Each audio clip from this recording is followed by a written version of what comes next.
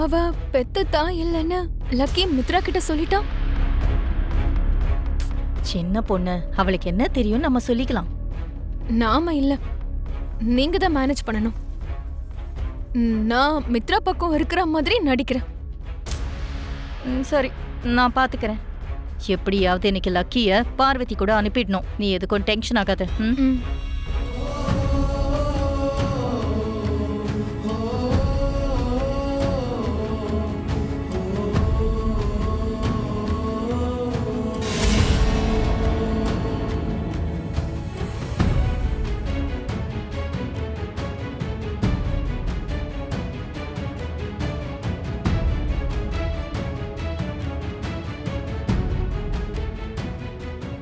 உன் அம்மா யாருன்னு தெரிஞ்சா நீ என்னை விட்டுட்டு போயிடுவே லக்கி. ஐயோ இல்லப்பா, நான் உங்களை எப்பவுமே விட்டு போக மாட்டேன்.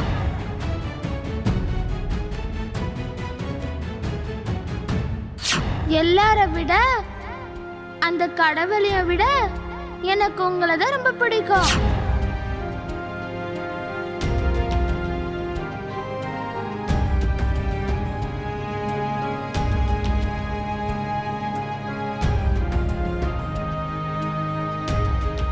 அப்படி சொல்லக்கூடாது லக்கி. அவங்க உன் அம்மா, நீ அவங்க கூட போய் தான் ஆகணும். எதுக்காக போகணும்பா? இத்தனை நாள் நீங்க தானே என்ன கவனிச்சுட்டு இருந்தீங்க. உங்களுக்கு என்ன ரொம்ப பிடிக்கும் இல்லப்பா. என்னை விட்டுட மாட்டேன்னு நீங்க சொன்னீங்கல்ல, என்னை விட்டுடுவீங்களா?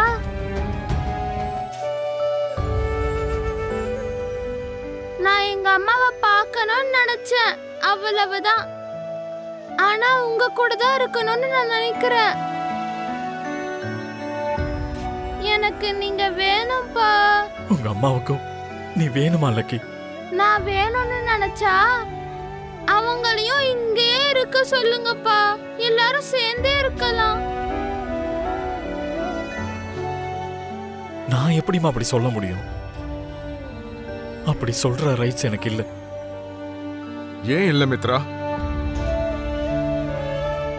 அவங்க லக்கிய பெத்து அப்படியே விட்டுட்டு போயிட்டாங்க.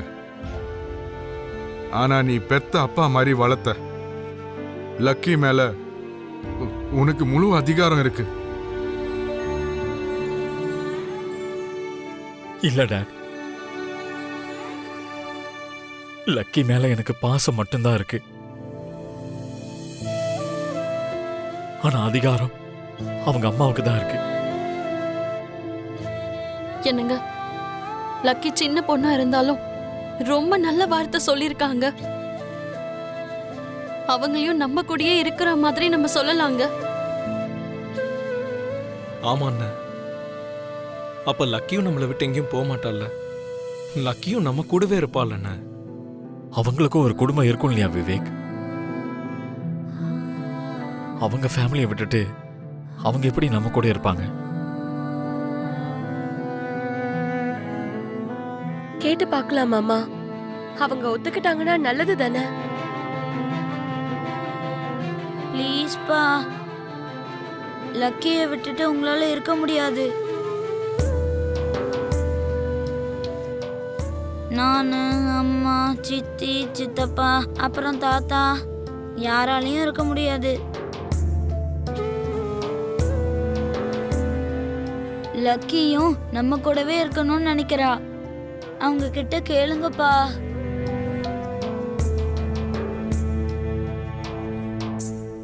மித்ரா, உன்னால கேட்க முடியலன்னா நான் கேட்கிறேன்டா. வயசுல பெரியவன், நான் கேட்டா அவங்க ஒத்துக்குவாங்கடா. எல்லாரும் சேர்ந்து கேட்கலாம்ல. லக்கி இங்க வளர்ந்தது அவங்க அதிர்ஷ்டம்னு அவங்க தானே சொன்னாங்க. லக்கிக்காக வாச்சும் அவங்க சம்மதிக்கலாம். அண்ணே, இவ்வளவு நாள் லக்கியை வளர்த்தோம், நமக்கு பாசம் இருக்காதா?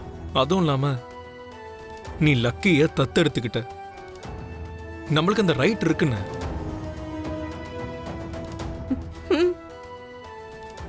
ஒரு தடவை கேட்டு பார்க்கலாம் மாமா. எல்லாரும் கேட்டு அவங்கள சம்மதிக்க வைக்கலாம். ப்ளீஸ் அப்பா, நான் இங்கேயே இருக்கிறேன். அவங்க கிட்ட கேட்டு சொல்லுங்க. வா மித்ரா, போய் கேட்கலாம். எப்படியாவது ஒத்துக்க வைக்கலாம். வா மித்ரா.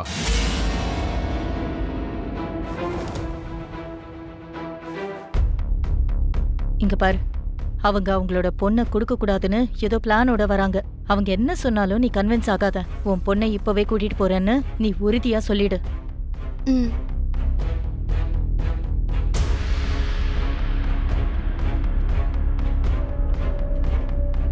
இன்னும் எவ்வளவு நேரம் தான் காத்துக்கிட்டு இருக்கிறது?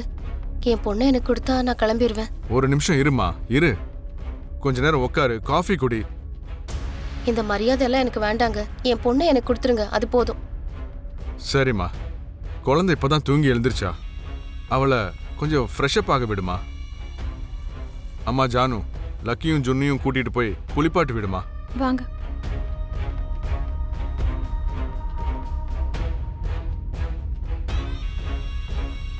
ஒரு 5 நிமிஷம் இப்படி உட்காருமா, உன்கிட்ட கொஞ்சம் பேசணும். இதுக்கு மேல பேசுறதுக்கு என்ன இருக்கு? நான் சொல்ல வேண்டியதெல்லாம் சொல்லிட்டேன்ல. அது இல்லம்மா, என்னதான் இருந்தாலும் அந்த குழந்தை என்கிட்ட 8 வருஷமா இருக்கா. நீ இப்போ திடீர்னு வந்து அந்த குழந்தைய கூட்டிட்டு போறேன்னு சொன்னா, பெரியவங்க எங்களை பத்தி விடுமா. அந்த சின்ன குழந்தை, அவளுக்கு அது புரியணும்ல.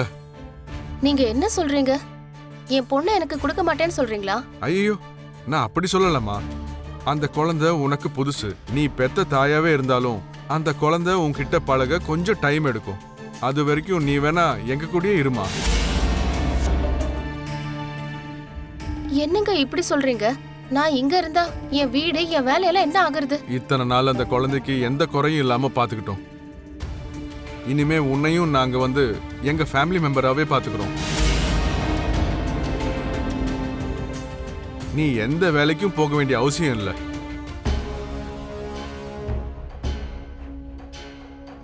ஆமா, ஆமாங்க, லக்கி இங்க இருந்தா அவளோட ஃபியூச்சர் நல்லா இருக்கும். நல்லா படிச்சு முன்னேறி வருவா.